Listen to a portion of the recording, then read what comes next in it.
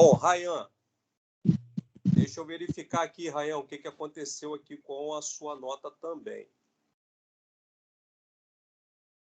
Eu achei estranho você não ter enviado, mas eu acho que eu corrigi o seu trabalho, sim. Pode ter acontecido um equívoco aqui.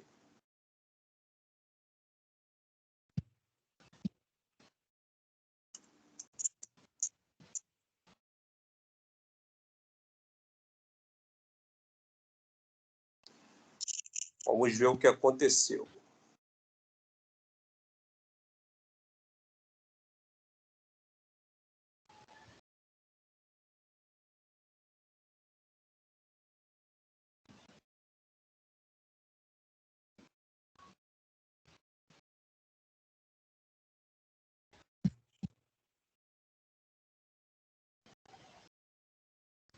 Eu acredito, Rayan, que houve um problema no seu e-mail, o arquivo.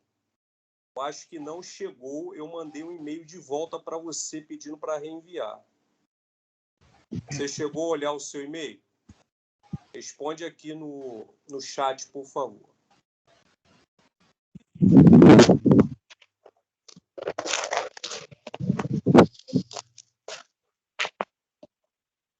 Não? Então, dá uma olhadinha lá.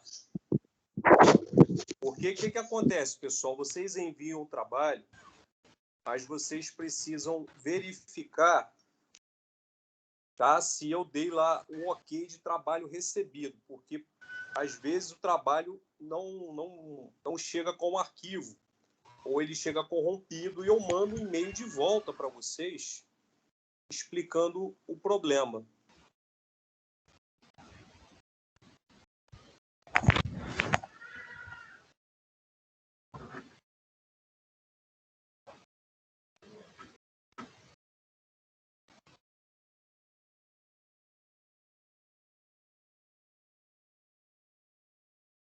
Não chegou para mim, não, Raia. Eu estou verificando aqui, o último e-mail que chegou para mim, seu, foi do dia 26 de abril, que foi a prova. Seu e-mail não chegou. Manda para mim a prova hoje, tá? Por favor. A prova não, perdão, o trabalho. Manda o trabalho ainda hoje. Tá bom, gente? Sempre verifiquem trabalho e prova.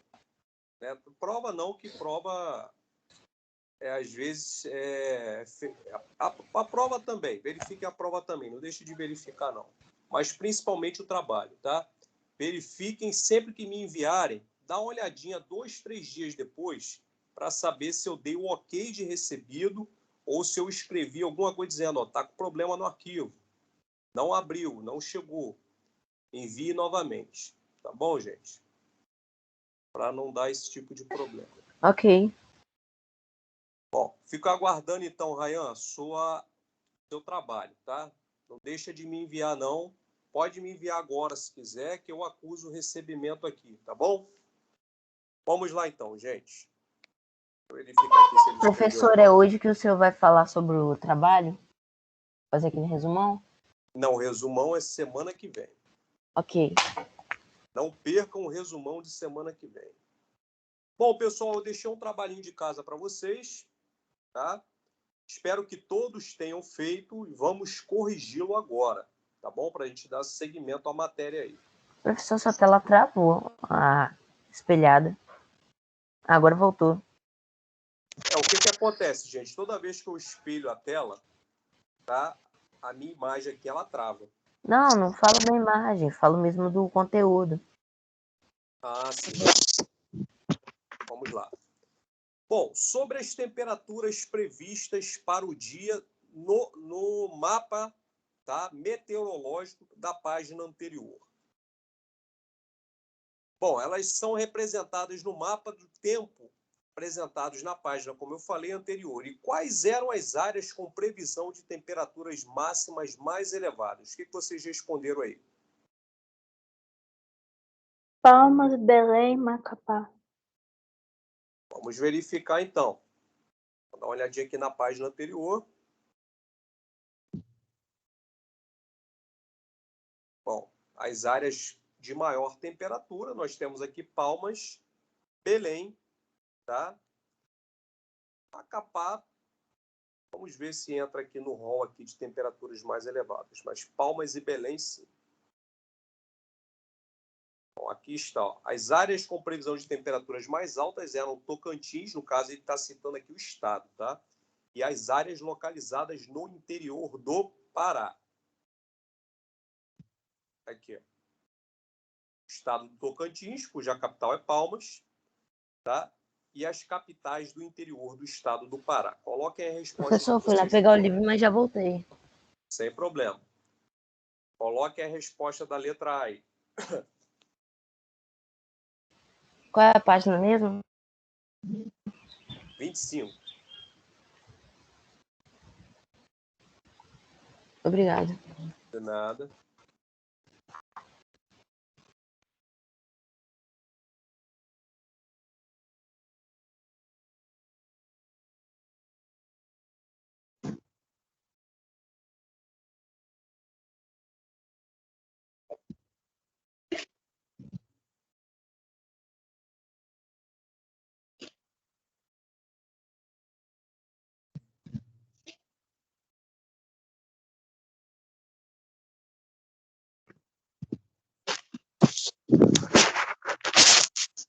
Vamos em frente? Vamos seguir. E as áreas com previsão de temperaturas mínimas mais baixas? Quais são os estados aí que Professor. possuem? Diga. Eu acho que é mínimas, correto? Então seria Rio Branco. Vamos ver aqui, ó. Rio Branco, no Acre, apresenta temperaturas mais amenas no geral, tá? A parte aqui próxima à capital do Acre. Sim, realmente. Temos uma área aí também no estado do Pará, algumas áreas, tá? No estado de Roraima, algumas pequenas áreas aí, pequenas entre aspas, obviamente, no estado do Amazonas, tá? E também no estado de Roraima. Bom, as áreas com previsão de mínimas mais baixas se concentravam entre Acre, Amazonas e Roraima. Por favor, coloque a resposta de vocês aí. Diga. Então, Professor, Pode falar. a parte amarela que o senhor está contando, né? Sim, a parte de menor temperatura, pessoal. Mas e a parte verde? Não é menor do que a amarela, não? É menor do que a amarela, sem dúvida. Mas por isso ele colocou aqui, ó, porque olha só, em Roraima e no Amazonas também temos temperaturas ali em verdinho, ó. Não é só no Acre, não. Deixa eu só verificar se eu iniciei a gravação da aula aqui, está gravando. É importante para que vocês, se quiserem, poderem assistir novamente depois. Não, sim, é verdade, é porque eu foquei na onde tinha maior. É, fica mais visível, é mais chamativo, entendo. Todos colocaram a resposta, vamos para a letra C? Sim. Vamos lá. Como você chegou a essas conclusões? Como é que você chegou à conclusão de que a temperatura mais alta era em tal lugar e a temperatura mais baixa era em tal estado? Ô, professor, posso responder? Pode. Eu sou uma falando. Eu coloquei, eu fico olhando as imagens e depois eu tinha minhas conclusões. Sim, mas a partir de que fator aí Eu botei um pouco mais específico. Pode falar. As partes com coloração mais intensa, no caso seriam as vermelhas, o vermelho um pouquinho mais fraco e o laranja, amarelo e tal, foram as que iam de quente até ficando até esfriando. Aí a amarela, já para verde, eram as menores que seriam um pouco mais frias. Então levei em consideração isso. Justamente, pessoal, justamente. Todo o mapa, tá? Todo mapa que apresenta clima, tá? Ou temperatura, unidade número 4, tá? Para quem chegou agora aí. Bom, quem chegou agora aqui foi o Gabriel. Gabriel, bom dia. Está me ouvindo aí? Sim, professor. Deixe-me relatar aqui a sua nota. Sua nota também no trabalho foi muito boa, 9,5, tá? Ô, professor, Diga. tirando que eu, qual a nota que eu fiquei depois que eu não coloquei os links, a bibliografia? Bom, se a sua nota, obviamente que, como eu falei, eu posso vir a computar a participação em aula como nota, atribuir nota também, tá? Você, como eu falei, você perdeu meio ponto por não colocar a bibliografia, tá bom? Mas, se o seu trabalho talvez não tivesse sido tão bom quanto foi, sua nota talvez fosse 9, 8,5, tá bom? Uhum. Ou, no caso você participou das aulas, seu trabalho foi muito bom, mesmo com essa perda de meio ponto, eu atribuí meio ponto a você, tá? Pela sua participação. Tá bom, gente? Então, vamos continuar aqui a nossa correção. Deixa eu verificar aqui. Bom, se eu não falei a nota de alguém aí, depois é só me lembrar. Bom, vamos lá então. Pessoal, como eu estava falando, no mapa de temperatura ou no mapa de clima, as temperaturas mais altas geralmente ficam, né, atribuídas para as áreas em vermelho ou em laranja, tá bom? Uma cor mais acentuada, mais vibrante. Já as temperaturas menores, mais amenas, geralmente ficam ali, né, no amarelinho clarinho, ou no verde claro, ou até no azul, né, mais claro.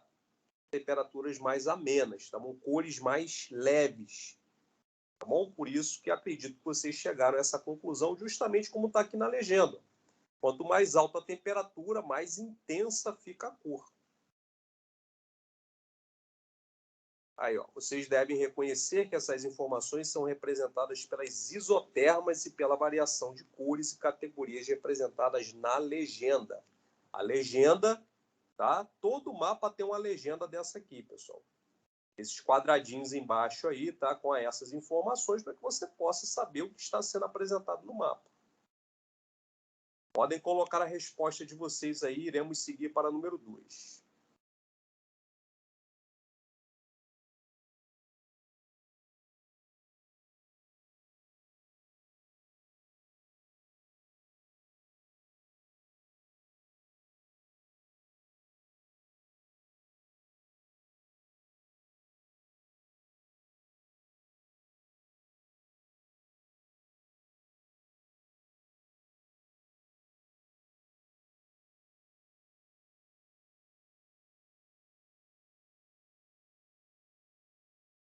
Pessoal, deixa eu fazer uma lembrança a vocês aqui, pessoal. Google não é referência bibliográfica, gente. Tá? Atenção, hein? Google é ferramenta de pesquisa. Não é referência. Professor, Foi. então, eu tô com dois sites. Acho que É como dizer se uma cidade, onde está a cidade, falasse que está no mundo. Entendeu? Porque o que acontece? Referência, pessoal, é o site, é o livro de onde vocês tiraram. Google não é referência bibliográfica. Tá? É a mesma coisa se eu colocasse referência bibliográfica, PDF. PDF não é referência, gente, é uma ferramenta. Tá bom? Atenção aí ao trabalho quando for entregar, hein?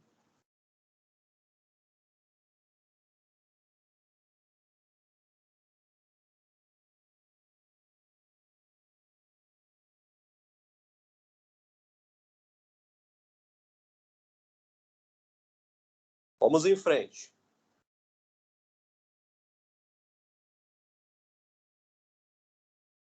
Onde havia previsão do tempo com céu claro e com chuva. Aqui, gente. No mapa aqui, onde há previsão do tempo com céu claro. Céu claro é onde não há nuvens. E aí?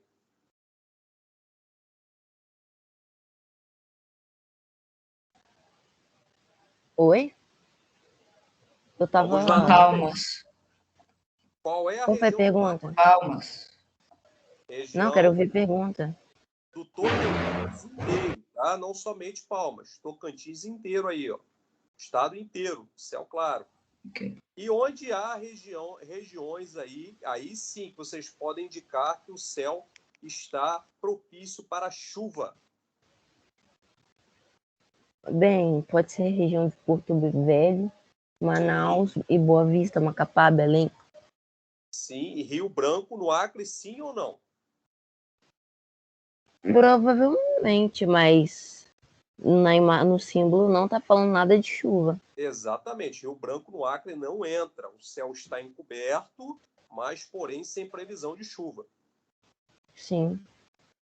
Ó, Palmas apresenta previsão de céu claro, Belém, Macapá, Boa Vista, Manaus e Porto Velho apresentavam previsão de chuva.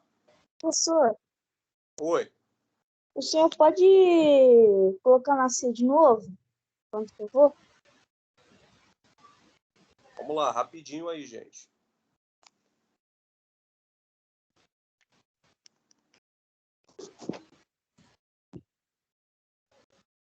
Professor, Pode falar.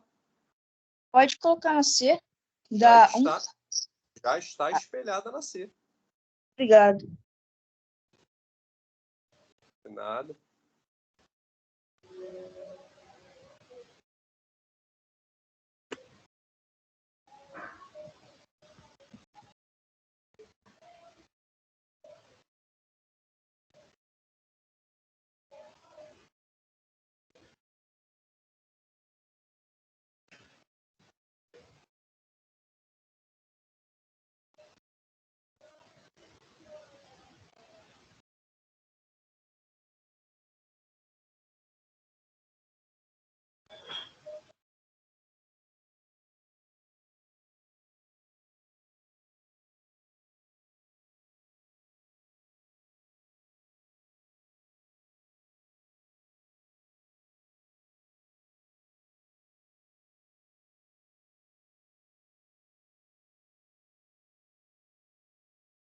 Vou passar, hein? Vamos para o número 2. Tá, pode passar. Precisamos dar andamento à nossa matéria, pessoal. Vamos lá. Número 2. Onde havia a previsão do tempo com céu claro e com chuva, já respondemos, está aí, ó. Só colocar a resposta. A previsão de céu claro era para Palmas, no Tocantins, Macapá, Boa Vista, Manaus e Porto Velho. Professor, Oi. eu só coloquei o nome dos estados, tudo bem? Não, no caso aqui, a gente precisa ser específico no caso da cidade, tá bom, pessoal? Porque se for englobar o estado todo, pode ser que tenha a região de chuva em alguma parte do estado ou sol. Acontece, tá? Você pega um estado que não é muito grande, comparado com outros, por exemplo, o nosso, Rio de Janeiro. Existe previsão do tempo dentro do Rio de Janeiro em que há regiões que está chovendo e outras que não. Então não é padrão, tá? Desculpa aqui, pessoal. Deixa eu sair aqui.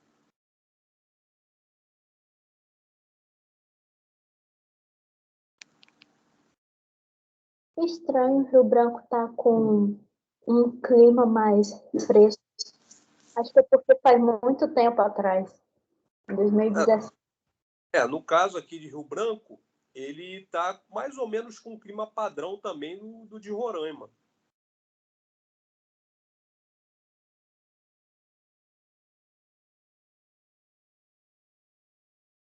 Mas percebam o seguinte, pessoal, a média de temperatura na região norte, ela fica numa média acima da região, da média nacional, mais ou menos, tá? Dependendo do período. Por conta da umidade da floresta, tá? A área equatorial é quente, é abafada. Então você tem temperaturas médias anuais que não baixam muito não, tá? Você pode viajar para qualquer estado desse aí que você não vai pegar, mesmo no inverno, você não vai pegar 15 graus de temperatura.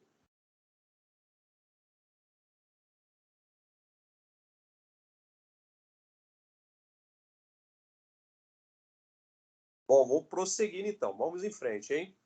Ei, professor, deixa eu tirar print aqui. Isso. Agiliza aí, pessoal, para que possamos daqui a pouco entrar no nosso tema número 3.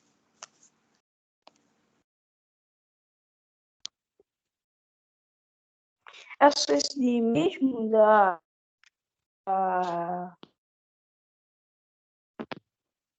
Professor? Pode falar, eu não ouvi, eu estou tentando prestar atenção no que você falou. É só esse mesmo da 2 ou tem uma coisa? Somente isso. Vamos lá, então. Bom, como essas informações foram representadas no mapa? Um símbolo, né, pessoal? O Sol. Essas informações foram representadas com símbolos. Para céu claro, dia ensolarado, um Sol. Para dia nublado, uma nuvem cobrindo o Sol. E para chuva, uma nuvem com tracinhos sobre ela. Porém, pessoal, tem uma diferença. Tá? Quando você tem aí um Sol com uma nuvem de chuva, significa que pode haver, depois de um tempo, depois dessa chuva, um sol, ou essa chuva pode não ser tão intensa. Tá? Por isso tem um solzinho com essa nuvem de chuva. Quando você vê uma previsão do tempo onde só tem a nuvem de chuva, significa que aí não tem jeito não tem sol não, pessoal. Vai chover mesmo.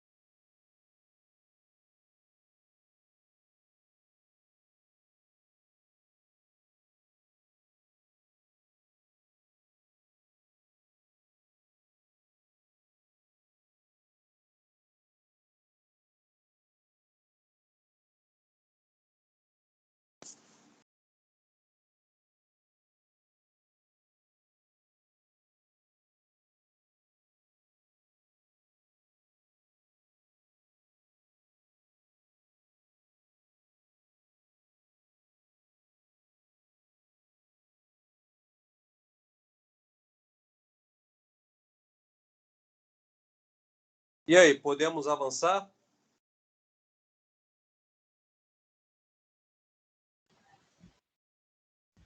Pelo tempo, acho que sim, para todos, né?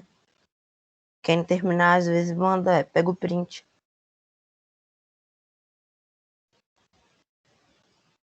Alô? Sim, estou ouvindo você. Ah, tá. Bom, vamos lá, gente. Vamos em frente aí. Bom, escolha a capital de um estado da região norte e descreva a previsão do tempo representada no mapa da página anterior. Então, qual capital vocês escolheram aí?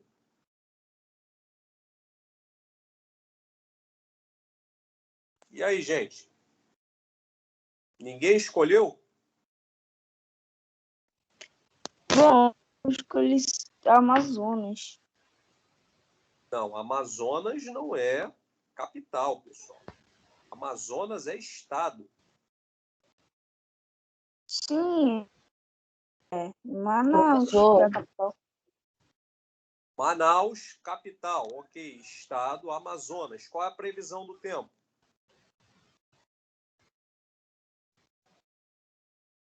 E aí, Samuel?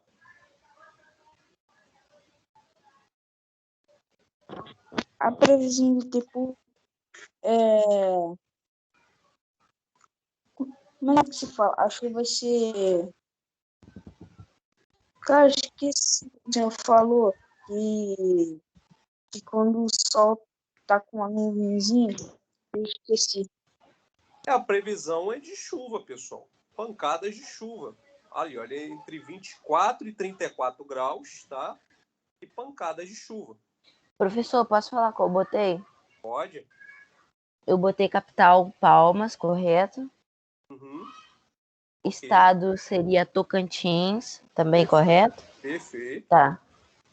E a previsão do tempo ali tá marcando como 16 graus no mínimo e máximo de 40. Não, 26.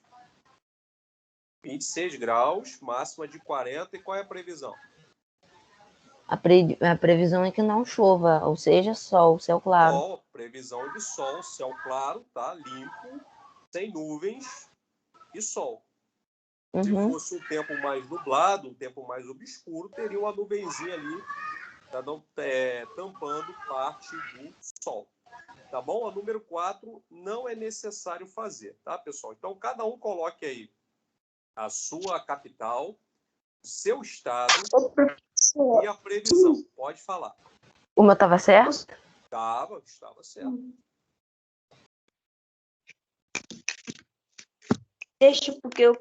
Deixa porque algo errado aqui. Ok. Nós vamos fazer a aula ativa? Não. A aula ativa não, pessoal. Essa aula ativa, pessoal, ela rouba um tempo precioso do nosso conteúdo. Eu não uso essa aula ativa, não. Se eu ficar preso nela, a gente não termina a unidade, tá? A gente tem esse tempo agora de aula e provavelmente um tempo de semana que vem para poder terminar. Pode. Quem quiser ler, pode ler Sociedade e Meio Ambiente e Desmatamento da Amazônia. Tá, é o Simão falando. Desmatamento da Amazônia. A floresta amazônica se destaca pelo número de espécies animais e vegetais que abrigam, correspondente a cerca de 25% do total mundial. No entanto, essa imensa reserva de biodiversidade se encontra ameaçada pela exploração predatória, que além de reduzir a vegetação, expor o solo e destruir o habitat de diversas espécies animais, acarreta uma série de problemas sociais que atingem comunidades tradicionais e povos indígenas. A extração de madeira e de recursos minerais, a expansão da fronteira agrícola, a construção de barragens hidrelétricas, a expansão urbana e a abertura de rodovias provocam a devastação da floresta amazônica. Obrigado, Samuel. Taxa de desmatamento. Com o crescimento das atividades econômicas na Amazônia, o desmatamento aumentou progressivamente, apresentando períodos de maior e de menor intensidade. De 2004 a 2012, registrou-se uma queda no ritmo da devastação da floresta. Porém, a partir de 2014, o ritmo do desmatamento voltou a acelerar. Para evitar o avanço do desmatamento, são necessárias medidas como a fiscalização mais rigorosa e o fortalecimento e ampliação de projetos voltados ao monitoramento da floresta por satélite ou outras tecnologias. Bom, gente, temos aqui a foto de um incêndio na floresta amazônica em Altamira, no Pará, uma foto de 2019. O número absoluto de incêndios registrados na região mais do que dobrou em relação ao mesmo período anterior, saltando de 22.165 para 46.825. Pessoal, boa parte desses incêndios, pessoal, são criminosos, tá? São incêndios predatórios para devastar a floresta, né? Às vezes, inclusive para imputar culpa, tá? Em agentes públicos. Tá bom, pessoal? E, infelizmente, a legislação brasileira, a lei brasileira, ela é muito branda, tá? Então, não há crimes pesados para quem comete esse tipo de ato, assim também como não se possui aí, o governo não emprega mecanismos, né, de contratação em larga escala de agentes para fiscalização, né? O Brasil é um país gigantesco e tem uma quantidade de funcionários muito pequena para se fiscalizar esse tipo de crime. Se você tivesse mais agentes para fiscalizar esse problema, se você tivesse uma lei que, né, fosse mais rígida, não fosse tão branda com as pessoas que fazem isso, a gente teria, com certeza, uma quantidade de incêndios muito menores na Amazônia. Outro fator que a gente tem que levar em consideração também são os incêndios espontâneos. Sim, incêndio espontâneo, pessoal. Uma mata ela pode vir a pegar fogo apenas por questões do clima, da umidade baixa do ar, ou seja, um clima muito seco, tá? Então ela pode vir entrar em combustão de forma sem ninguém ali mexer. Pode acontecer também, tá? Mas a grande maioria, obviamente, pessoal, dos casos de queimada é o ser humano que provoca. Tá? Vamos lá. Amazônia Legal, taxa de desmatamento anual. A Amazônia Legal, pessoal, é a área que corresponde à Amazônia brasileira. Lembrando que a Amazônia, ela também tem outro pedaço dela nos países vizinhos ao Brasil. Tá? Então, temos aqui um gráfico de desmatamento na Amazônia em áreas por quilômetro quadrado, tá? E vem diminuindo, graças a Deus, vem diminuindo com o tempo. Arco do desmatamento. Os maiores índices de desmatamento se concentram nas margens sul e leste da Amazônia Legal, do Maranhão ao Acre, no chamado Arco do Desmatamento. No entanto, as atividades agropecuárias avançam cada vez mais em direção ao norte do estado do Amazonas, onde se encontram grandes áreas conservadas da floresta. Entre os meses de agosto e julho de 2017, o Ministério Público Federal identificou cerca de 2,3 mil pessoas ou empresas associadas aos desmatamentos ilegais. Tem esse fator também. Com área ilegal superior a 60 hectares na Amazônia, 54 das 1.550 áreas desmatadas estavam dentro de unidades de conservação federais e 18 estavam em terras indígenas. Então, pessoal, infelizmente, como eu falei, você tem pouca gente para fiscalizar. E quando você consegue encontrar o culpado, a lei ainda é muito leve, então isso acaba favorecendo aí esse tipo de crime. Impactos socioambientais. Outro problema, pessoal, na Amazônia, tá, é a extração de madeira, o corte de madeira para o tráfico ilegal de madeira para a Europa, Estados Unidos, Canadá e outras regiões do mundo. Tá? Acontece isso já há décadas, pessoal. Corta-se muita madeira ilegal e essa madeira sai do Brasil sem ser vista, né? ou sem ser detectada e vai para países da Europa, né? Principalmente da América do Norte. Quem pode ler aí, por favor? Samuel já leu.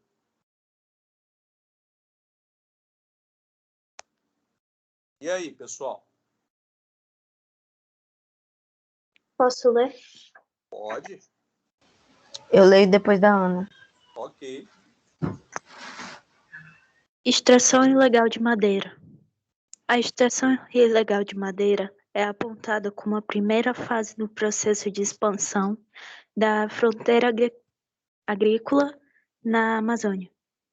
Para realizar a extração de madeira da floresta, é necessária uma licença de Instituto Brasileiro de Meio Ambiente e dos Recursos Naturais Renováveis, IBAMA.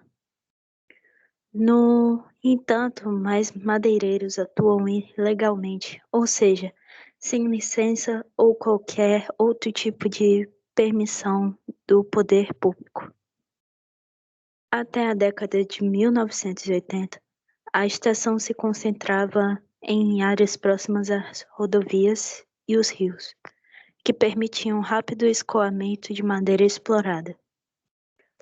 Nos últimos anos, essa atividade passou a ocorrer em áreas cada vez mais interiores da floresta, por meio de estradas abertas pelos madeireiros, o que aumentou o desmatamento e as invasões de unidades de conservação de terras indígenas. Obrigado, Ana. Então, temos aqui a foto de um agente do IBAMA em apreensão de madeira ilegal em Colônia, no Mato Grosso. A fiscalização é muito importante para evitar a extração ilegal de madeira. Pessoal, mesmo assim, percebam, o agente já chegou lá, o dano na floresta já foi feito. Não importa se ele vai ali, ele vai autuar alguém ou ele vai prender alguém, o dano já foi feito. É necessário décadas, pessoal, para se recuperar essas árvores aí que foram cortadas. Tá? e algumas espécies, às vezes, nem se consegue mais encontrar, né? Não é simplesmente chegar ali e repor, não. É algo natural da floresta que se perdeu, já era. Tá? Então, é algo realmente muito grave. A expansão da fronteira agrícola. Pode falar. Então, tem uma irmã da minha bisavó que mora em Cantagalo. Uhum. E ela tem, assim, na entrada dela já vê que tem umas palmeiras. É, aí, não sei quantos anos ela falou que cresceu isso tudo, mas ela falou especificamente quantos anos são para crescer tudo isso. Demora, pessoal. Demora muito, muito tempo. Tá? No caso da Amazônia, não é só chegar lá e replantar aquele mesmo modelo ali, não. Às vezes aquilo ali, pessoal, é característico daquela área da floresta. Tá? Se você tentar repor, às vezes, com outro tipo de, né, de árvore, não vai, a biodiversidade ali não vai se dar bem. Tá? Então, tem muitas espécies ali nativas de madeira da Amazônia que são raras, pessoal. Ficaram raras por conta de queimadas e desmatamentos. Tá? Bom, vamos lá. Após a ação das madeireiras, o terreno parcialmente desmatado é ocupado pela pecuária extensiva, que consolida áreas de pastagem, áreas onde estava a floresta. Depois, as áreas transformadas em pasto são geralmente ocupadas pela produção de soja. Os rebanhos bovinos na Amazônia Legal se concentram predominantemente na faixa do arco do desmatamento, enquanto o cultivo de soja avança logo atrás, principalmente em Rondônia, Pará e Tocantins. Bom, gente, é como eu falei em aulas anteriores. Tem essa questão também, às vezes, é necessário desmatar algumas áreas com a fiscalização do IBAMA, não é de forma ilegal, para que, né, você possa ter mais áreas de cultivo de comida. A população precisa, pessoal. Tá? Então tem esse ponto aí também, esse contraponto.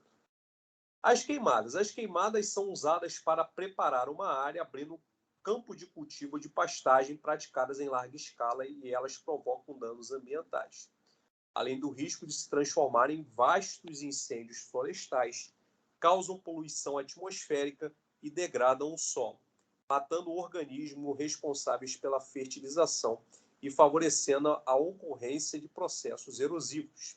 Elas também contribuem para o aumento de poluentes na atmosfera, intensificando o efeito estufa. Vocês sabiam que o ato de botar fogo, de queimar alguma coisa, é crime, pessoal? Quem aqui não sabia?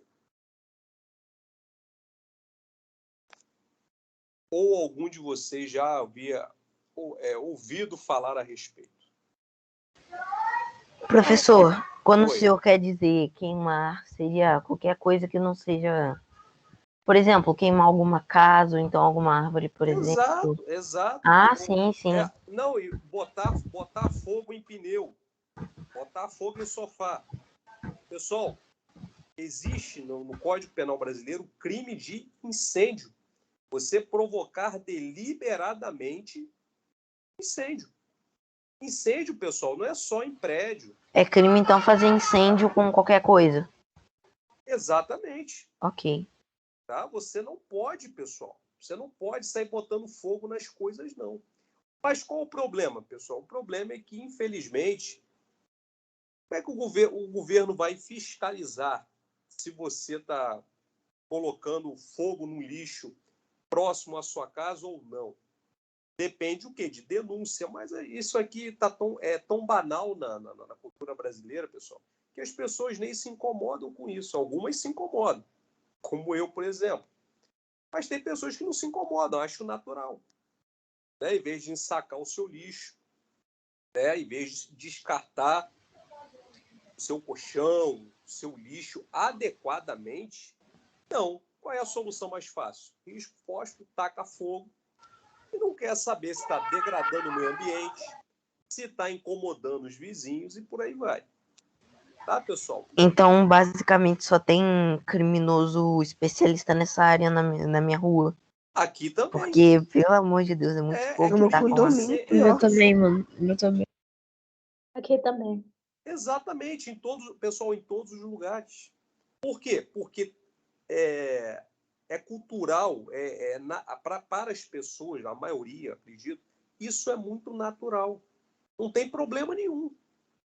Mas, pessoal, está no Código Penal, isso é crime de incêndio. Não pode sair colocando fogo nas coisas, não, gente. Não é assim, não. Mas aí o que acontece? Você vai denunciar. Geralmente, o responsável por aquele órgão dificilmente vai aí na sua rua, porque ele não quer ter esse trabalho. Tá? Senão ele vai ter que todo dia ir numa rua diferente. Porque isso acontece. Né, gente? E uma série de outros problemas. Né? Infelizmente, pessoal. Tá? Só para que vocês saibam, a título de Eles não conhecimento. estão com preguiça. Pode falar. Eles não querem pegar mais trabalho, estão com preguiça. Exato, gente. Exato, é um problema muito sério. Há poucas semanas, eu precisei cortar a árvore que estava aqui em frente de casa. Eu adoro árvore, gente. Eu cortei com dor no coração. Mas a árvore estava causando um problema estrutural no muro aqui de casa e também na cisterna, que fica abaixo ali. Já eles estavam querendo quebrar a cisterna. Então, eu liguei para o órgão aqui da prefeitura para eles poderem vir fazer o corte, ou pelo menos a poda da árvore. Professor, acontece que ontem a gente foi para o Namar, a gente foi passear, essas coisas. Aí, quando a gente estava indo, a gente percebeu que teve uma pista em frente, acho que é a Avante, sei lá, que vem, que é uma empresa que foi agora. Em frente tinha uma árvore gigante que dava sombra para toda a pista. Aí, quando a gente chegou lá, a árvore estava cortada. Ela não fez nada. Pessoal, assim, é como eu falei para vocês, eu adoro árvore. Tá? Se eu tivesse espaço aqui no meu quintal, eu teria uma árvore, pede alguma coisa. Entendeu? A árvore que estava aqui em frente de casa, eu não queria cortar. Não era uma árvore como vocês estão acostumados a ver com aqueles troncos mais robustos, não. Era uma árvore de menor porte, mas mesmo assim eu não queria ter cortado. Mas qual é a questão que eu estava tratando? É porque eu liguei para um órgão aqui da prefeitura, liguei para a Defesa Civil. Simplesmente, pessoal, foi aquele jogo de empurra. Né? Ah, não, faz você, é a prefeitura, é a Defesa Civil, tem que mandar e-mail, tem que protocolar, tem que preencher uma ficha. Enfim, pessoal, eles botaram N dificuldades para não vir aqui fazer o trabalho deles. Até porque a árvore também já estava oferecendo risco à fiação aqui. Pelo menos a poda da árvore tinha que ter sido feita, senão a árvore podia pegar no fio aqui, né? Causar um dano à rede elétrica. Vieram? Não vieram. Eu tive que pagar o corte do meu próprio bolso. Felizmente, pessoal, órgão público no Brasil é uma coisa muito complicada. Imaginem para fiscalizar quilômetros de área da Amazônia. Imagina, pessoal. Vamos lá. Extração mineral. A prática da mineração causa o desmatamento e alteração do relevo e do solo. Outros impactos ambientais são causados pela construção da infraestrutura necessária aos processos de extração, como barragens de rejeitos e de escoamento dos minérios, como estradas, ferrovias e portos. A mineração também pode provocar a contaminação do solo, dos rios, da água subterrânea, devido aos resíduos gerados por essas atividades, principalmente, pessoal, o emprego do mercúrio, tá? Que é um produto químico nocivo ao meio ambiente, que é usado para a extração ali de metais, geralmente metais preciosos. Por isso, é fundamental minimizar os danos ao meio ambiente e atender rigorosamente os critérios necessários para evitar desastres socioambientais mais graves. Temos aqui a exploração ilegal de garimpo de ouro em área protegida na floresta amazônica, em Alto Alegre, uma foto de 2009. Então, pessoal, percebam, é uma área de proteção ambiental, onde olha quantos carros tem ali de garimpeiros, tá? Barcos e etc., fazendo um garimpo provavelmente, gente, mesmo se eles forem aí pegos, né, como acredito que talvez tenham sido, vão pagar aí uma fiança e não vão ficar muito tempo detidos, não. Tá? E provavelmente vão voltar a fazer isso. Outro probleminha, pessoal, construção de hidrelétricas. Com o objetivo de ampliar a produção de energia no país e atender às necessidades da região nas últimas décadas, foram construídas usinas hidrelétricas nos rios da bacia do Rio Amazonas. Entretanto, essas obras foram alvos de críticas devido aos impactos socioambientais gerados. O relevo da região norte é formado predominantemente por terrenos de baixas altitudes, o que não favorece a construção de hidrelétricas, que dependem de reservatórios de água para funcionar, ou seja, depende de um volume de rios mais fortes, tá? Causados por quê? Por quedas d'água, para que as turbinas possam se mover. Para a construção de usinas como a de Belo Monte, é necessário desapropriar extensas áreas, muitas delas ocupadas por comunidades ribeirinhas e povos indígenas. As populações residentes nessas áreas devem ser removidas e relocadas, porém seus modos de vida são profundamente alterados. Temos aqui a usina de Belo Monte, construída, tá? Há alguns anos. A construção da usina provocou grandes impactos socioambientais, atingindo especialmente comunidades ribeirinhas e povos indígenas do rio Xingu. Porque, pessoal, é necessário alagar uma área muito grande, inclusive áreas de terra de floresta, tá? Para que possa se montar um grande reservatório e a hidrelétrica possa funcionar. Esse é o grande dano que uma hidrelétrica causa.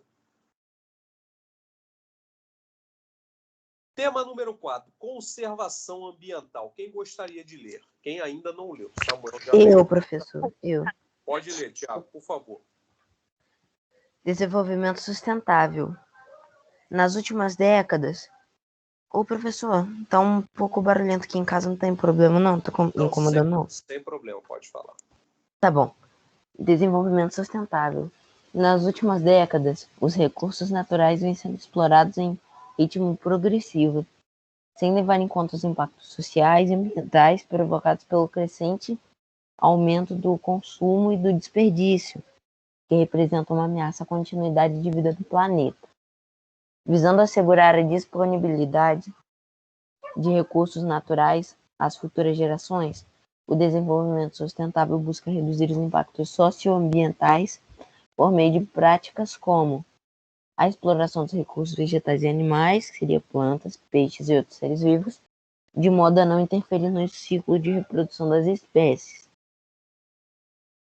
A exploração de áreas já modificadas, como as bordas da floresta, sem afetar a biodiversidade das áreas preservadas, redução do uso de matérias-primas, aumentando a reciclagem e a reutilização, e a valorização das comunidades tradicionais e dos povos indígenas, e aproveitamento de seus conhecimentos.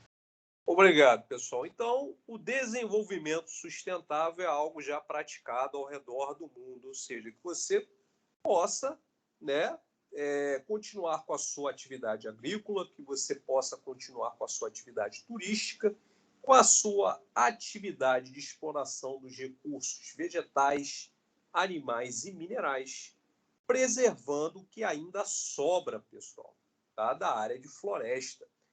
Deixa eu mostrar para vocês aqui o que já foi desmatado da floresta amazônica.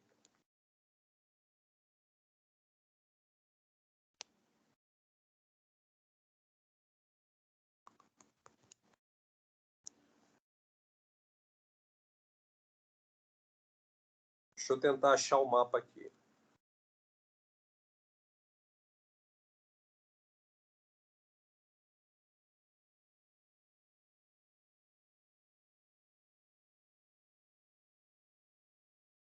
Não, não estou conseguindo o mapa que eu quero, não.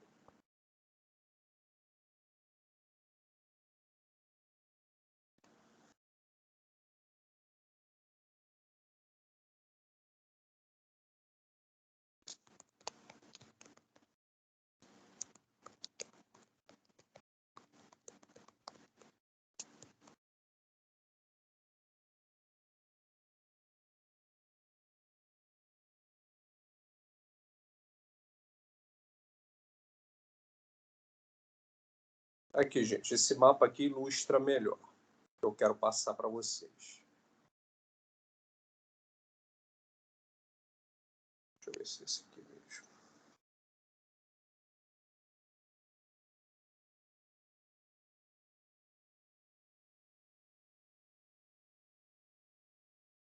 Esse aqui em rosa, dá para a gente trabalhar com ele. Essa área em rosa aí, pessoal, vocês estão vendo aí, tá vendo? São áreas que já foram desmatadas da floresta, juntamente com essa amarelinha aí. Percebam, pessoal, que são áreas gigantescas, muito grandes, gente, do tamanho, inclusive, de estados, que já foi desmatado da floresta. A mesma coisa ocorreu também na Mata Atlântica, tá? Deixa eu tentar pegar o mapa aqui.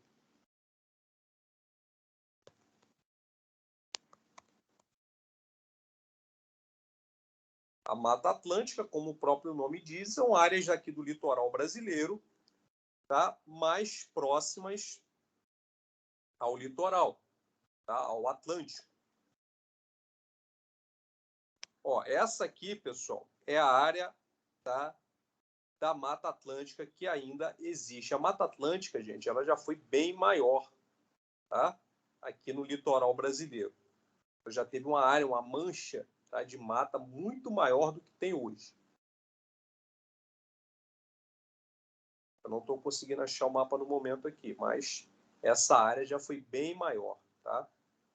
Isso aqui é um mapa de 1985. Hoje, provavelmente, já está bem menor.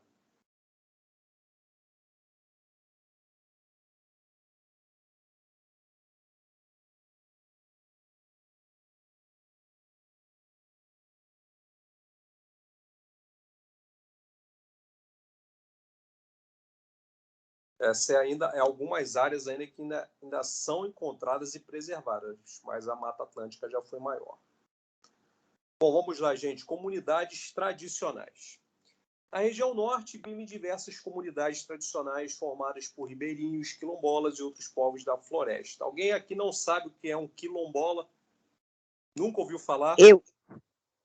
Quilombola, pessoal, são descendentes de escravos que, em séculos passados, fugiam das fazendas e formavam quilombos, pequenas aldeias. Isso ao longo do território brasileiro, praticamente tudo, tá? Então, você tem áreas ainda de pessoas que viveram quase como se fossem povos indígenas, mas são descendentes de escravos, são chamados de quilombolas.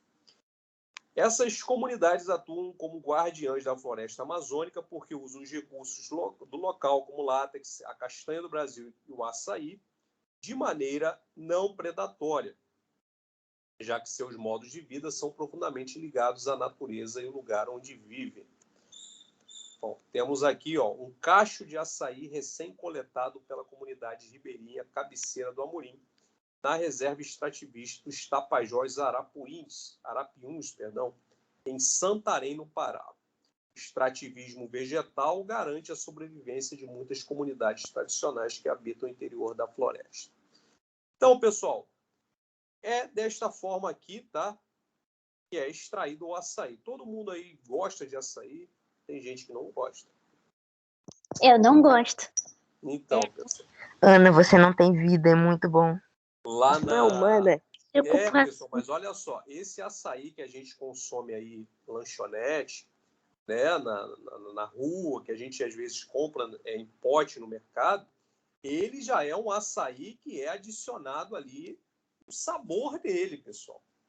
É adicionado ali, né? Algumas pessoas colocam xarope de guaraná, outras colocam banana, entendeu? Porque o açaí mesmo, puro, o pessoal, se for experimentar, provavelmente não vai gostar. As comunidades lá na região norte do Brasil consomem ele, pessoal, in natura, puro. Aqui no Rio de Janeiro é que o pessoal bate com outros ingredientes para dar um gostinho melhor. Professor, Oi. então, eu acho que eu já provei o açaí real. Realmente, real. Entendemos. Tá. Eu gostei muito eu experimentei, eu gostei muito desse açaí. É o que eu falei, o açaí ele é gostoso, pessoal, mas a gente aqui está acostumado com o açaí que é Professor, adicionado ingredientes nele, tá, professor, gente? eu já comi um açaí lá em Manaus, né? Eu já fui em Manaus visitar meu cunhado e tal.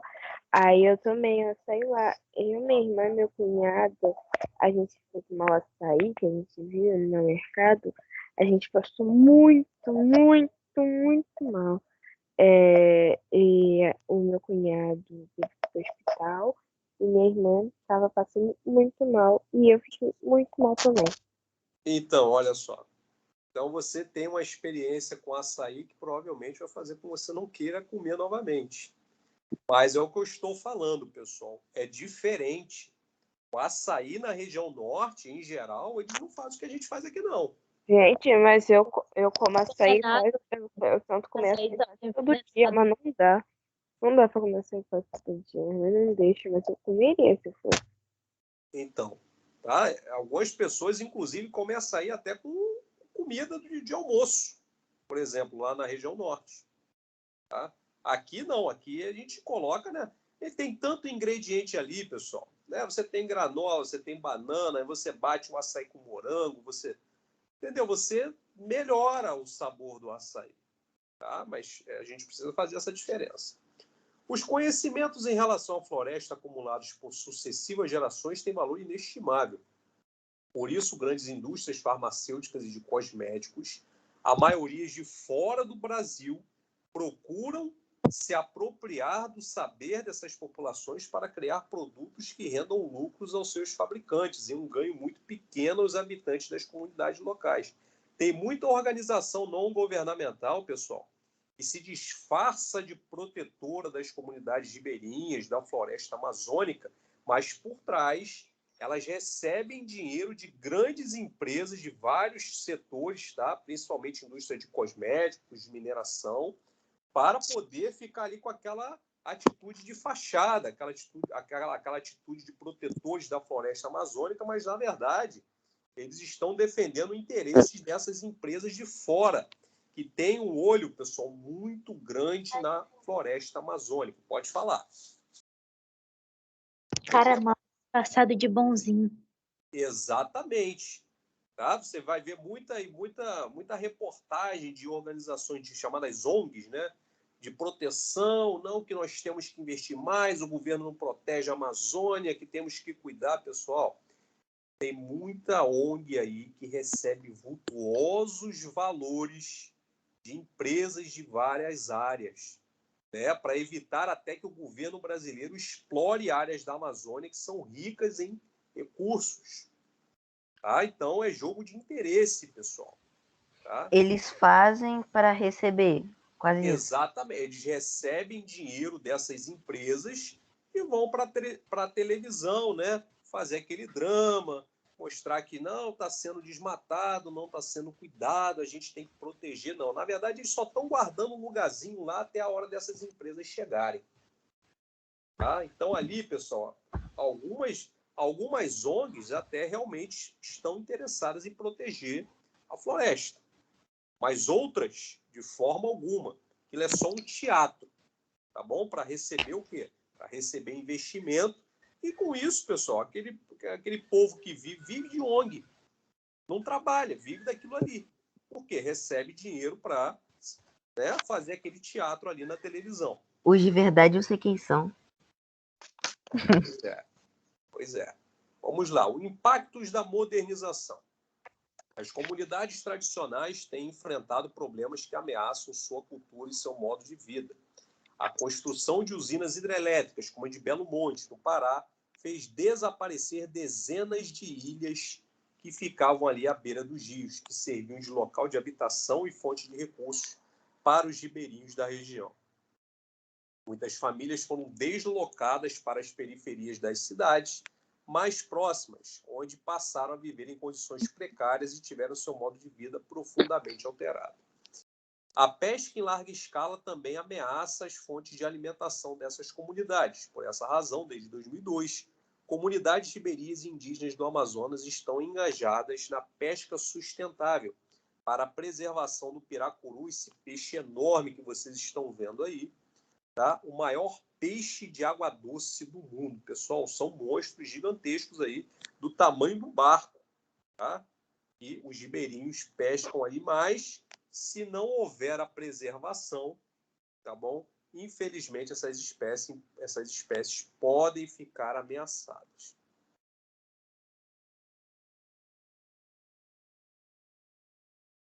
Comunidades ribeirinhas. As populações ribeirinhas habitam as áreas próximas às margens dos rios.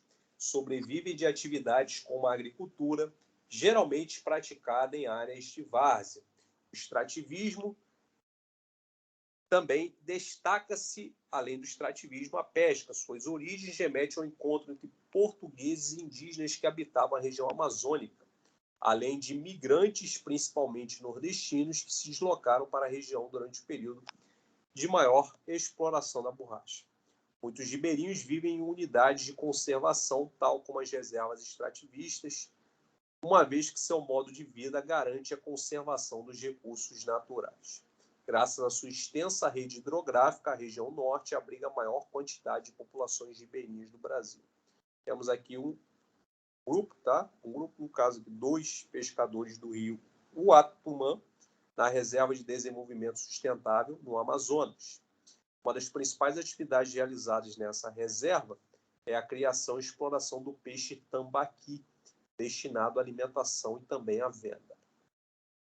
Tradições e modos de vida. Quem ainda não leu e quer ler? Eu. Pode ler, por favor. Não, professor, brincadeira. É Samuel. Qual é essa, mão? Não, eu falei de brincadeira mesmo. Vamos lá, quem ainda não leu, pessoal? Rebeca ainda não leu. Vitor, Emily, Professor, Letícia, pode falar. então, a gente já tá quase acabando a unidade 4. É essa a minha intenção, pessoal. A gente já tá acabando. Acho que em 2 aulas a gente já acabou isso daqui. Se Deus quiser, tá bom? Temos que terminar a unidade 4 antes da prova. Eu vou tentar ir o mais longe que eu puder. Porque passou a prova do segundo bimestre, já começamos a unidade número 5. Tá? Bom, tradições e modos de vida. Gente, lembrando, participação em aula pode vir a contar um pontinho, tá? Eu sempre gosto de frisar isso. Professor, Peraí, só um instantinho, Samuel. Só um instantinho. Deixa eu terminar esse trechinho aqui. Quer falar algo referente aqui ao conteúdo? não, é porque se ninguém leu, podia ler. Se o Não tem senhor... problema, daqui a pouco você pode ler novamente. Fico grato, tá bom? Tradições e modos de vida. As tradições das comunidades ribeirinhas variam de acordo com a região e os ciclos da natureza nos quais estão inseridas. Por estarem muito conectadas com os rios, sua vida é regida pelos períodos de cheia e de vazantes, pelo regime de chuvas e pelas possibilidades do transporte fluvial. Os rios também influenciam a prática da agricultura, fornecendo locais mais adequados ao cultivo pela fertilização das terras às suas margens. De maneira geral, as comunidades ribeirinhas adotam culturas de subsistência, ou seja, o que eles plantam é geralmente só para se alimentar, tá? Não é para gerar excedente e vender, não. Aliadas ao extrativismo e ao cultivo de produtos destinados à troca entre comunidades e com comerciantes de vilas próximas. É por meio da relação com a natureza e com a comunidade que os ribeirinhos constroem suas famílias, seus laços afetivos e celebram suas festividades e diversidade religiosa. Mitos, costumes e rituais são compartilhados com as gerações seguintes por meio de transmissão oral e das festas populares. Terras indígenas. Agora sim, quem quiser ler aí e me ajudar, agradeço. Eu posso? Pode. É Samuel falando. A região norte concentra quase 40% de total, quer dizer, de toda a população indígena brasileira. Além disso, a maioria das terras indígenas está localizada em reservas na Amazônia Legal. Um dos objetivos de desenvolvimento sustentável é garantir que os povos indígenas tenham seus direitos respeitados Porém, ainda são constantes as invasões às terras indígenas, até mesmo as demarcadas. De acordo com Constituição Federal, desculpa, as terras indígenas demarcadas garantem a esses povos o direito de manter seus modos de vida, suas tradições, suas culturas e formas de organização. O respeito a essas terras e aos direitos dos indígenas favorece a conservação das suas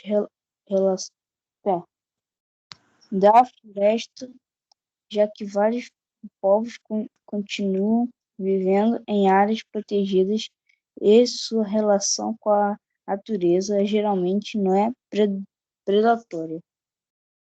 A demarcação é reconhecimento formal dos direitos constitucionais dos indígenas.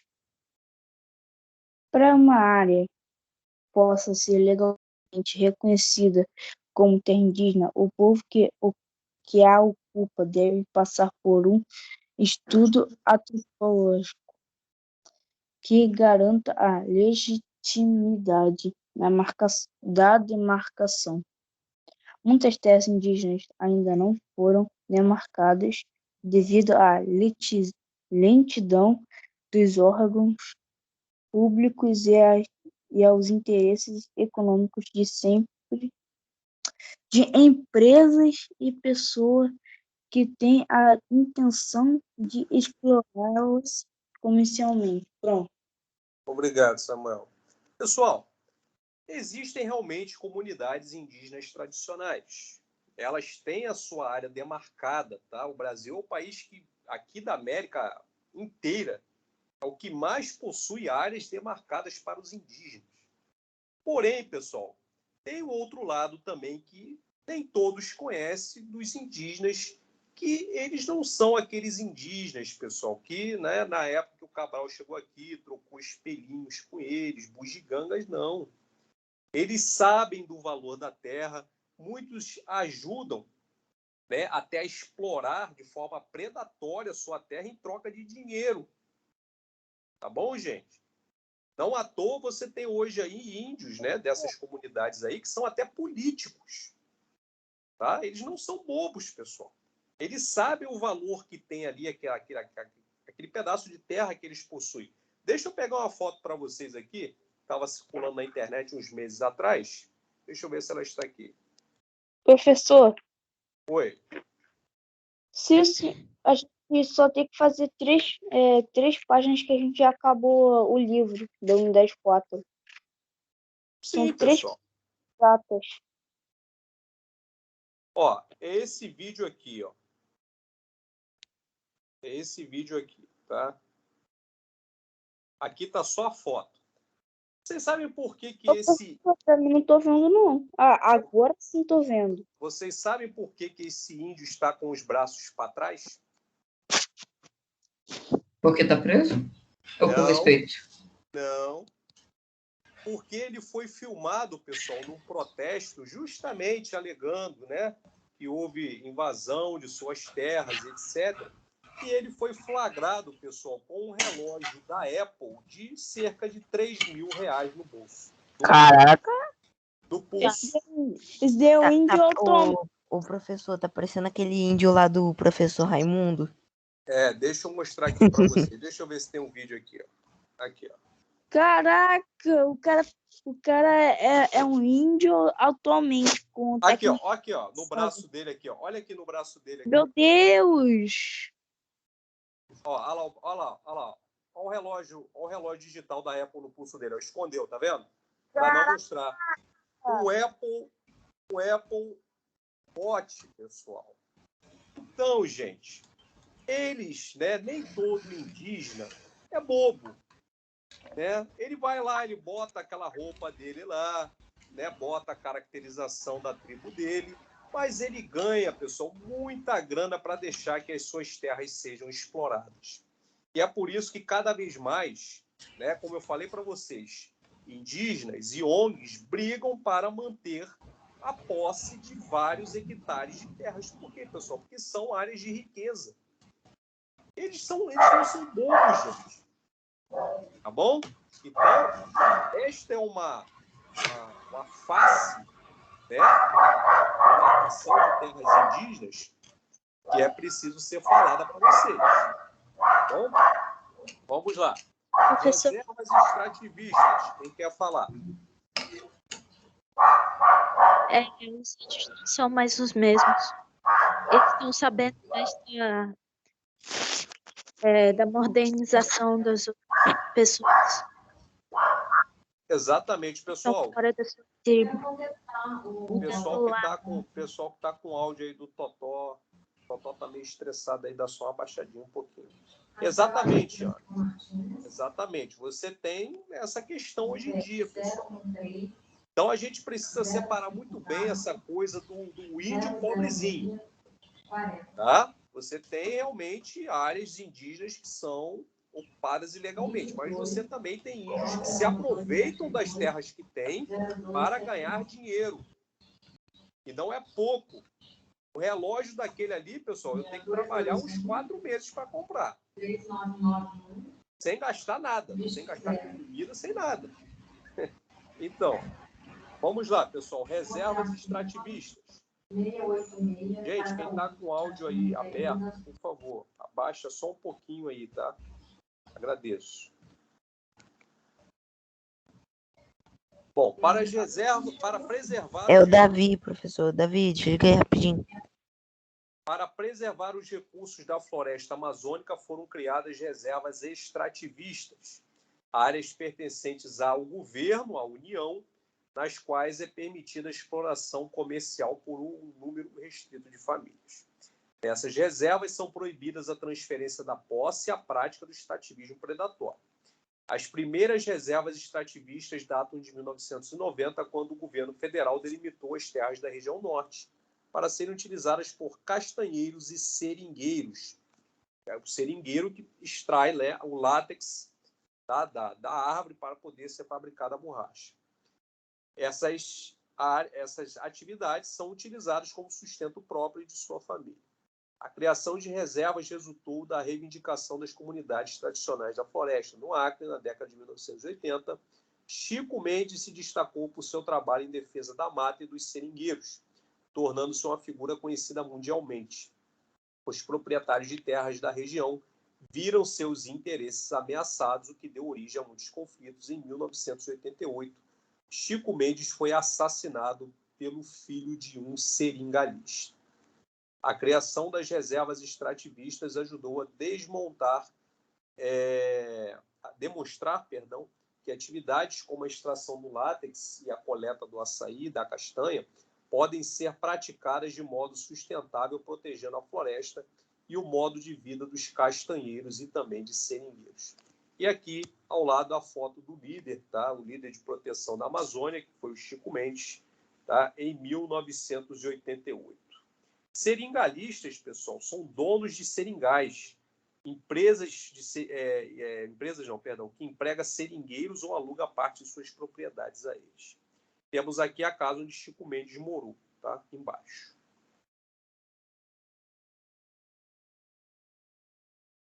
O sistema agrícola tradicional do Rio Negro, deixa eu me dar uma olhada aqui.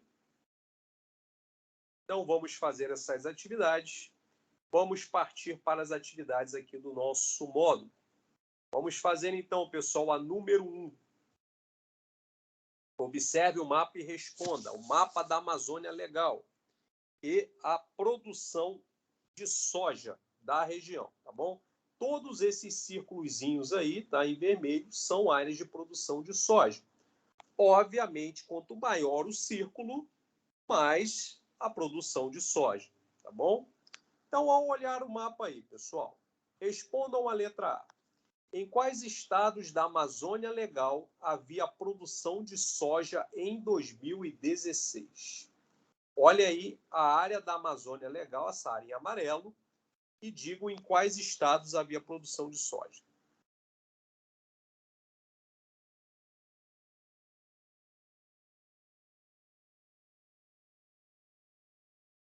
Ô, professor, Diga. Tem predominância em Mato Grosso.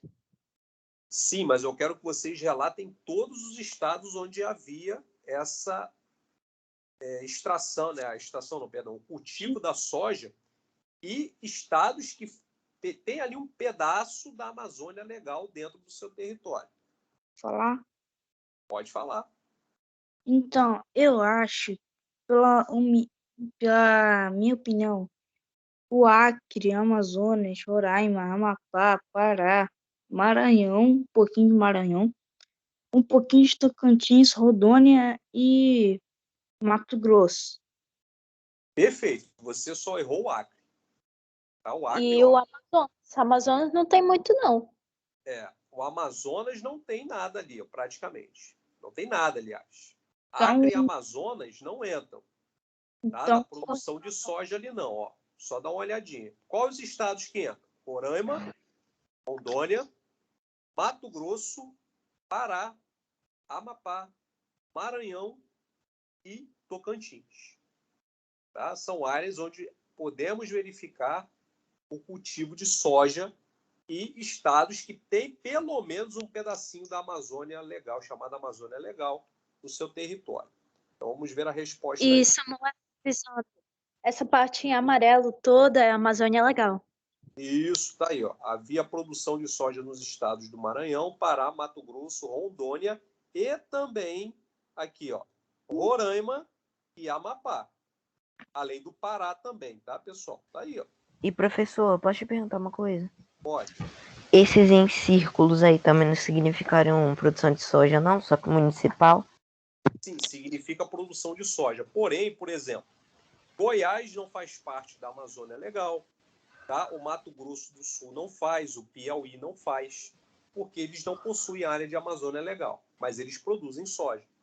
Ah, então eles só produzem soja. No resto, eles, além de serem a Amazônia Legal, produzem. Exatamente. Só, no caso, as áreas que têm a mancha amarela aí no mapa, Sim. dentro dos seus estados. Coloquem a resposta aí, pessoal, mas acrescentem, tá? Aqui, ó, acrescentem Roraima e Amapá, aqui, ó. Tá? Então, tô fazendo isso. Oi? Não, tô colocando Roraima e Amapá. Também, tá? Não colocaram na resposta aqui não, mas também está lá na área da Amazônia Legal, também a produção de soja lá. Não, ô professor, só tô colocando o nome dos estados, só isso. Eu não tô Tudo bem, pessoal. O importante é que vocês coloquem.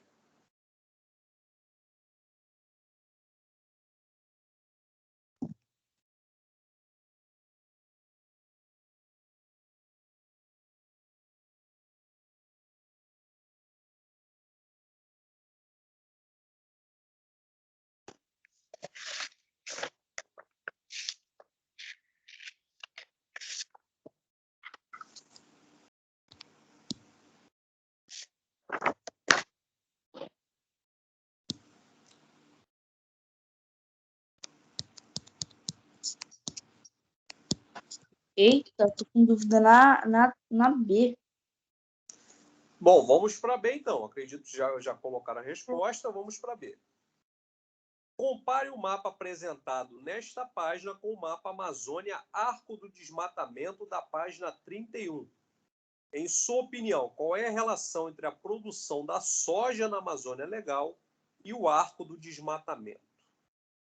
O que tem a ver, pessoal, com a produção de soja e o desmatamento? Que tava. Que. Caraca. Putz, eu tinha uma resposta. Mas não sei explicar.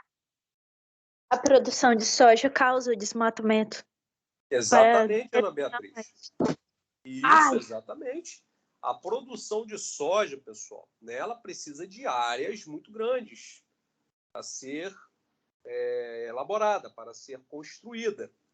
Então, você acaba precisando desmatar, tá, algumas áreas para que seja produzida a soja. Porém, pessoal, como eu falei, a produção agrícola ela é de suma importância para a economia do país e para a nossa população. A agricultura é importante. O que acontece? A população, quanto mais a população cresce, mais comida é necessário ser produzida, pessoal. Não tem jeito. Vai colocar a plantação de soja onde? No telhado do teto dos edifícios? Não tem como, gente. Tem que abrir a floresta.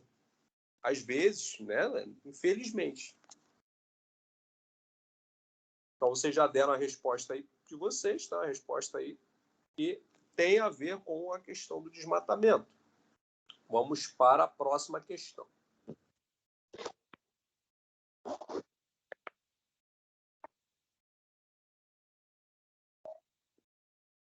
Bom, vamos para a número 2. Observe o gráfico ao lado e responda às questões propostas. Então, a gente vai dar uma olhada aqui no gráfico sobre queimadas por bioma. Bioma, pessoal, é a área, né, que tem ali uma diversidade vegetal. Tá bom? Então, vamos lá. Os biomas brasileiros são divididos em floresta amazônica, caatinga, cerrado, Mata Atlântica, a área de grandes campos e o Pantanal. Esses são os biomas brasileiros, tá? Então, vamos lá.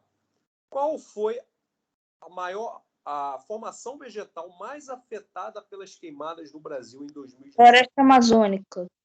Perfeitamente. A floresta amazônica ela foi o bioma mais afetado no gráfico de 2018. Muito bem.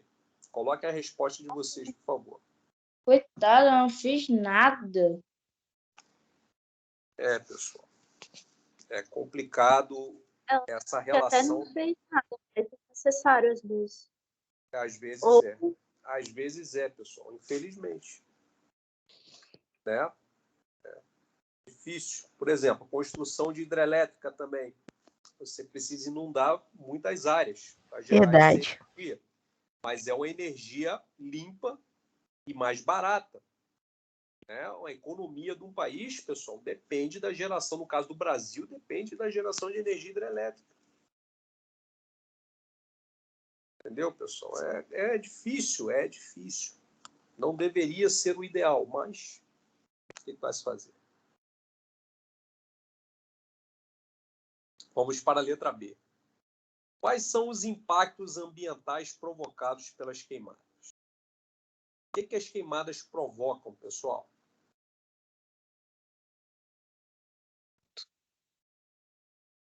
Em primeiro lugar, queimada. Né? Vocês têm experiência, assim como eu, com incendiários aí no bairro de vocês. A extinção de algumas espécies. Extinção de espécies. E mais? O que mais que as queimadas provocam?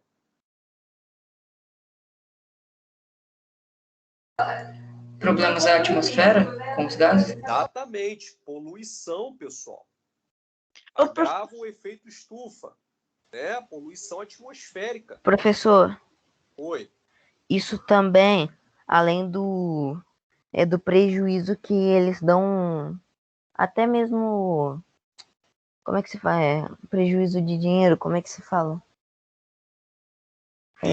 Financeiramente, perda financeira, por causa que isso, de uma certa forma, vai até atacar essa parte. Não, o prejuízo financeiro, pessoal, não é nem tão relevante aqui. Tá? A questão mais realmente é o prejuízo ao meio ambiente. O meio ambiente, né? Mas politicamente falando tanto não, né? Justamente o prejuízo político não é muito grande, pessoal. O impacto mesmo é no meio ambiente. Tá? A questão, você perde áreas de mata que nunca mais serão as mesmas. Você tem degradação do solo, você tem empobrecimento do solo. Você tem, como a Ana Beatriz falou, extinção, problema de poder extinguir algumas espécies. Fala. Inclusive até a nossa, dependendo. Ô, professor, não sei se isso daqui pode colocar o aquecimento global. Sim, o aquecimento global, pessoal. A questão da poluição. É poluição atmosférica. Tá? Vamos lá, vamos colocar a resposta aqui para vocês. Aí, ó. As queimadas podem se transformar em incêndios florestais, causar poluição atmosférica, degradar o solo, aumentar os processos de erosão do solo, tá? Aquelas rachaduras, aquelas crateras, e a emissão de poluentes na atmosfera. Tá? Queimada, pessoal, só traz coisa ruim, não traz nada de bom. Não à toa que quando colocam fogo aí perto da casa de vocês, o cheiro chega às vezes arde o olho, aquele cheiro de queimado, arde a vista. Ô, professor, Pode falar. na rua, então, na rua onde que minha avó mora, bem no final tem bem uma floresta que eu tava, acho que pulando. Não entendi, Samuel. Áudio de alguém tá ligado. Ah, olha. Assim, lá na casa da minha avó tem uma rua. A rua, na final, tem uma floresta para um depósito. Aí ficou muito tempo sem ir lá. Minha avó ficou muito tempo sem ir lá. Aí cresceu a floresta, né?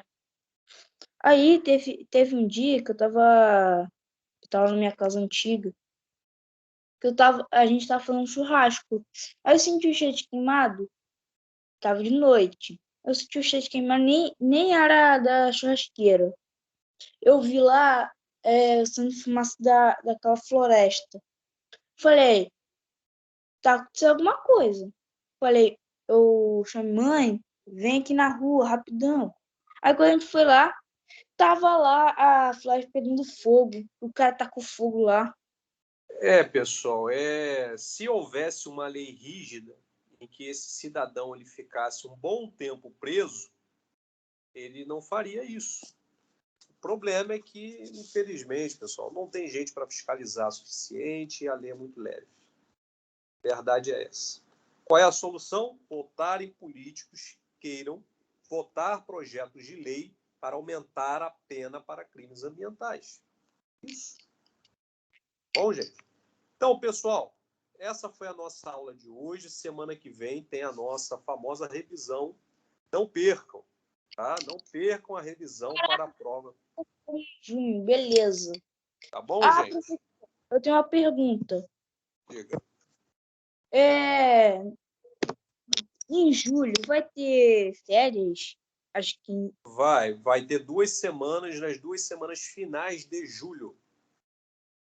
Ah, tá. Não, As duas.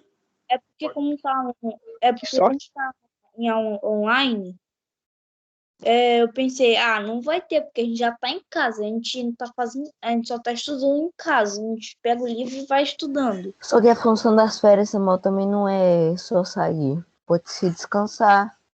A função das férias, no caso, seria exatamente descansar Você pode explicar de um longo tempo de estudo. Diga, Rayan.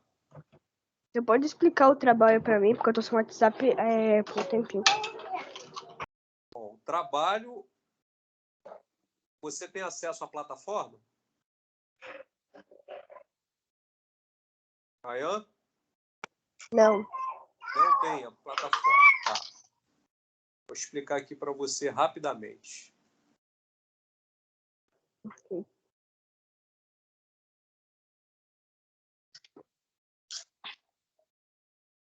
Só um minuto, por favor.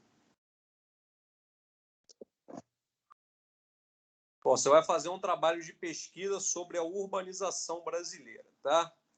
Você vai falar sobre as características do processo de urbanização, seu início, cidades com maior concentração de indústrias, de serviços, de transportes, comunicações, expansão da mancha urbana, problemas sociais e de meio ambiente, tá bom? Tudo isso aí você vai colocar aí no seu trabalho. Ô, professor. Diga. Só falta, então, o senhor vai passar a número 3, 4 e 5 para casa, não? Não, para a próxima aula. Tá. Tá bom, gente? Encerrando aqui, então, a nossa aula. Obrigado pela participação de vocês. A gente se vê, então, semana que vem. Tá bom, gente? Tá Não bom. percam a revisão. Fiquem com Ok. Deus aí. Um abraço, pessoal. Tchau, tchau. Vou encerrar aqui Obrigado o pela canal de nota. vocês. Oi? Obrigado Tchau. pela nota. Nada, que isso, gente. O mérito é de vocês. Tchau, tchau. Tchau.